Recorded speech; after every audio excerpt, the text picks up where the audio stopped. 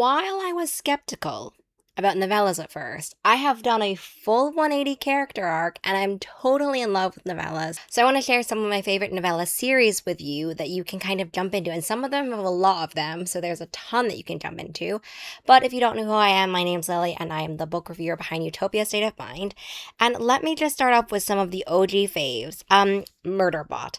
I feel like I don't need to spend too much time about Murderbot because number one, Murderbot has been around for so long, and I love Murderbot so much. Basically, if you love a wry, funny book about kind of the intricacies and illogicalness of humans, from the perspective of an outside perspective, Murderbot and the Murderbot novellas are the way to go. I have Platform Decay on my TBR right now, which I haven't read, but recently I watched the first season of Murderbot and I really enjoyed the adaptation, although I don't remember like Murderbot ever taking off the helmet. So that might be something that I've forgotten, but I'm going to actually talk a little bit more about that in a separate video, so I won't talk about that specifically. But if you want to read kind of an OG novella series that kind of started it all, I think Murderbot may be the first novella series I read, and I was kind of like, yes, locked in. I love this so much. So that's why I wanted to start off with Murderbot. And then actually the next ones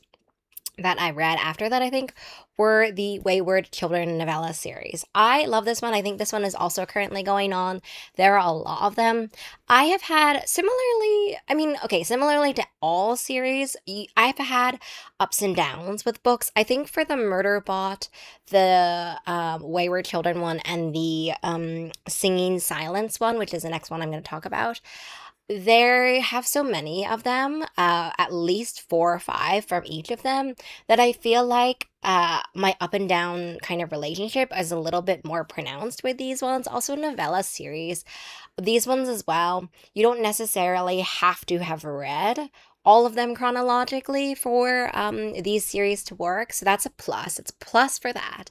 But at the same time, that means that some of them I love more than other ones. So I think that that's certainly something to consider when you are talking about at least just these ones, in terms of series, that they're going to have ups and downs depending on how much of a character you resonate with, or even the storyline. Recently, I actually read one of my favorite Wayward Children novellas just because it brought back the love and the admiration I have for the series in general, that I was sort of searching for after the first couple ones.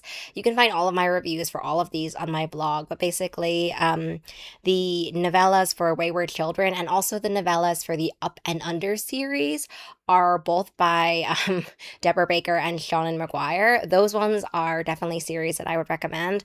I actually love, and I'm gonna have to make a video about this later, but the Seanan McGuire, Deborah Baker, Seasonal Fears, Middle Game, Up and Under series, Wayward Children, like all of these things work so well, beautifully together, but I'm not gonna talk about that now. But anyway, the Wayward Children series basically has this idea that for these kids, there's like a door that you go through, and it's very much kind of like you have to be sure, and it opens kind of instantaneously, and then it will close, and you go through it, and there are these worlds that are whimsical, magical, kind of gruesome as well, in this sort of fairy tale children vibe that only those kinds of stories can be.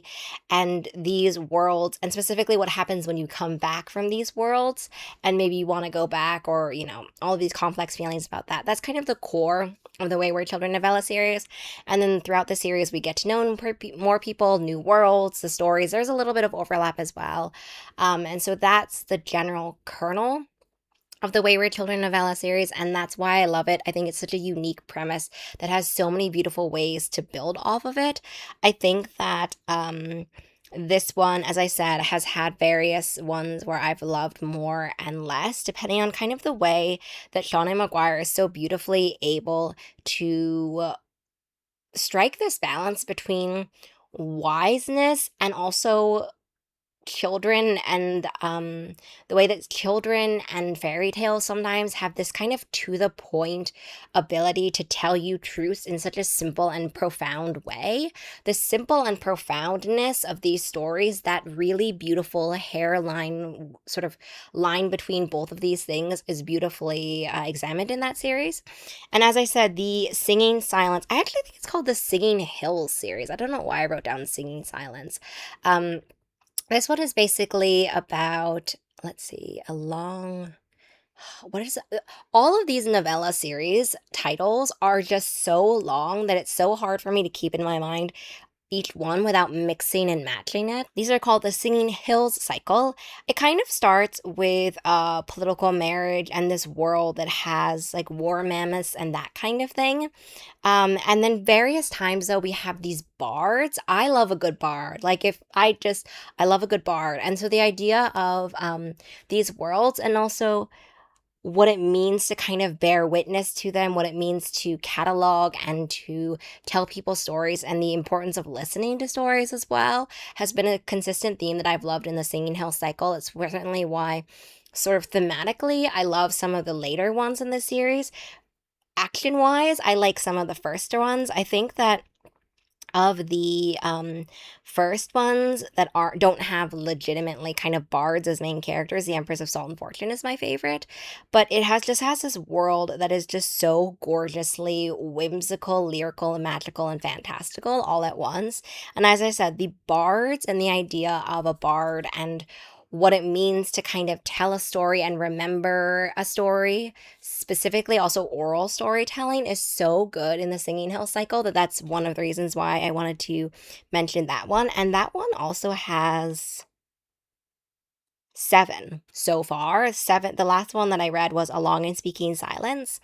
And similarly to kind of the Wayward Children novella series, that one brought me back to why I loved the series as a whole, and certainly why I wanted to make this novella video as a whole, because I was like, oh, actually, these are the things why I love a novella. I think there is such an interesting writing or craft perspective of writing novella to give someone just enough, the promise of more, but also not too little, right? You don't have as many pages as these epic 600-page long books. And so you don't have the kind of luxury of these stories where you have a few breadcrumbs and then 400 pages later, a little bit more. So there's this just beautiful brevity, the way that these words, each world building fact, everything that we find out is just so much, it has so much weight, has so much measured consideration, that I think that that's why I've really been loving novellas. And I think you have to read the right novella to really get it and to get why you should love it. And so that kind of just unlocked in my mind, like, oh, I really like novellas when they're done right. And then there are a few that I want to talk about that are series, but they're a little bit shorter series. So first one that is still ongoing is the A Murder by Memory, Nobody's Baby, and the third one that's coming out. Basically, I won't talk too much about it because I talked a little bit about that one in my cozy sci-fi fantasy speculative fiction video, which I will link down below. So I won't talk a little bit, like too much about that, but those are novella series, and it does have this beautiful concept of memory attached to it, and this idea of rewriting our memory. What would happen in the future if we could sort of upload our memory and rewrite it, and what are the ramifications of that? And then similarly, the Chaotic Orbit series, and recently actually there's been a bind up of all of the three novellas in this, but it starts with Full Speed to a Crash Landing. As I said, if you're interested in it, then you can quickly, I think, like next month, I think, pick up all three of them together. But basically, this is just such a fun, romantic, kind of swooning novella series about heists. The first one is sort of about a, not bounty hunter, she's kind of like a free agent of chaos, but she's certainly a free agent, and she kind of just takes jobs when she can. And so she gets to a spaceship wreck, and then another kind of crew comes in the spaceship wreck, and she's trying to loot it, but they're also trying to examine it and investigate it. And they kind of have issues because they need her help, but they don't want her to have looted it. They want their mission to succeed, but then they stumble upon other things. And so it kind of has this sort of heist loot element, and then they have a crew, but then the main character Ada has sparks and tensions with other people. Like it's so fun. It is just so quick as well, and I love Ada as a character, as someone who is reckless, chaotic, and also like doesn't really want to be doing the right thing, but sort of ends up kind of having to do the right thing, but begrudgingly, like, I'll do the right thing, but I really don't want to. It just so happens to align with what I want, but I'm not a hero, right? That's the vibe of this series. And as I said, you can get a bind up of all three. So those are the series that I wanted to talk about. And I want to end on not a series, but I would really be remiss if I didn't talk about To Be Taught If Fortunate. Becky Chambers is an auto-buy author for me. I'm so excited about Becky's latest or newest release coming out this year. But this novella solidified Becky's place in my mind as an auto-buy author. Becky Chambers is the one who wrote A Long and Dark... what are the names of these? A Closed and Common Orbit, Record of a Spaceborne Few, The Gravity in the Ground Within, and A Long Way to a Small Angry Planet. Those longer cozy sci-fi series or sci-fi series with some coziness, I will link down below the video where I talk about that. But basically, To Be Taught If Fortunate, clearly a novella that I loved so much. As I said, this one solidified the reason why I loved it. So basically, obviously, it is a sci-fi novella set in the future, and here we have ways, these biological supplements where we can live for longer in hostile environments, or live at all, I guess, in hostile environments. And so our main character, Ariadne is an explorer who is supposed to survey for habitable worlds. And each time that they wake up from cryosleep, basically, to explore these worlds, they have different features. And also writing back letters about their surveying, the world has changed so drastically. And so dangerously and drastically, home Earth has changed.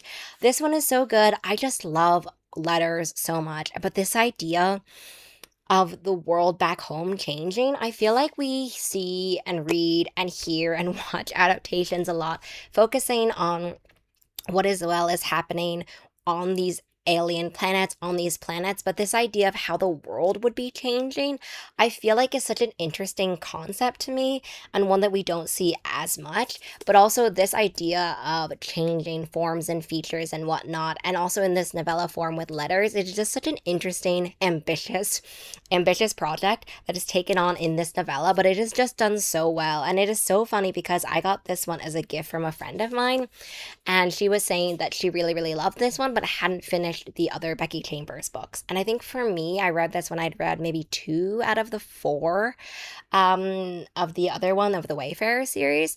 And it was just interesting to see how you are exposed to the beautiful, beautiful mind of Becky Chambers.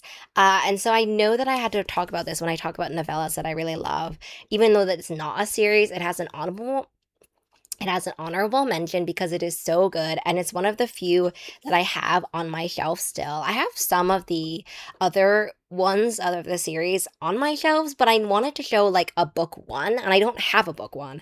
I have a book 3 and a book 7 of the Wayward Children, and then I have the last one of the Singing Hill cycle, and I don't have actually any of the Murderbot ones. So it was just a weird mix, and like this was the only one that I actually could show you, but I wanted to talk about it because it's one of my favorite novellas, period. Anyway, excuse my tangent. Let me know down below what some of your favorite novellas that you've read are, what your favorite novella series are, and I will see you in the next video. I hope you have a really great rest of your reading day, week, month, and year, and I'll see you later. Bye.